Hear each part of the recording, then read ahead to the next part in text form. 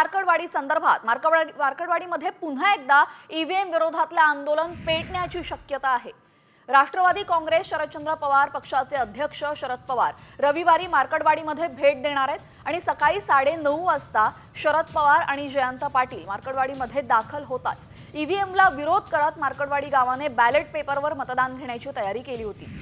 मात्र प्रशासनाने ही परवानगी दिली नाही, त्यामुळे बॅलेटवर मतदान घेता आलं नाही। राहुल गांधींनीही मार्कडवाडीला भेट देणार असल्याची माहिती दिलेली आहे। तर आता मार्कडवाडीमध्ये पवार येण्यापूर्वी तिथल्या काही ग्रामस्थांनी मुख्यमंत्री देवेंद्र फडणवीस यांच्या अभिनंदनाचे बॅनर लावलेत।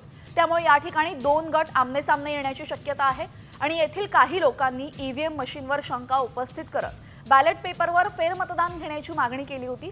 तर 3 डिसेंबर रोजी आमदार उत्तम जानकर यांनी मतदानाची तयारी देखील केली होती, परंतु प्रशासनाने कारवाईचा बडगा उगारताच फेरमतदान घेण्याचा निर्णय मागे घेतला होता। त्यानंतर आता मार्कडवाडी हे गाव चर्चेत आलं असून येथील ग्रामस्थांची चर्चा करण्यासाठी उद्या शरद पवार मार्कडवाडी येथे येणार आहेत।